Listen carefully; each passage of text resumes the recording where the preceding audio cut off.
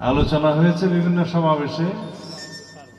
একটি রাজনৈতিক দলের পক্ষ থেকে একরকম আলোচনা, তাদের বন্ধু রাজনৈতিক দলের পক্ষ থেকে আরো একটি আলোচনা। বলা হয়েছে যারা জুলাই জাতীয় সনদ স্বীকার করে না, গণরায় মানে না, তারা প্রত্যাখ্যাত হবে ইত্যাদি ইত্যাদি, আবার রাজপথে যাবে।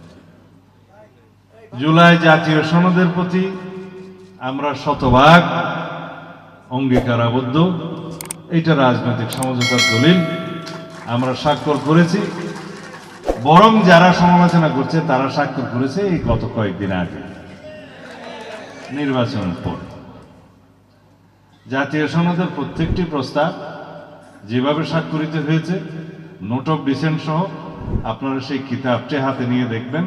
ওখানে বলা আছে যারা নোট অফ ডিসেন্ট দিয়েছে যে সমস্ত দফায়, সে সমস্ত রাজনৈতিক দল যদি নির্বাচনী ইশতেহারে উল্লেখপূর্বক জনগণের ম্যান্ডেট প্রাপ্ত হন, তাহলে তারা সেটা বাস্তবায়ন করতে পারবেন।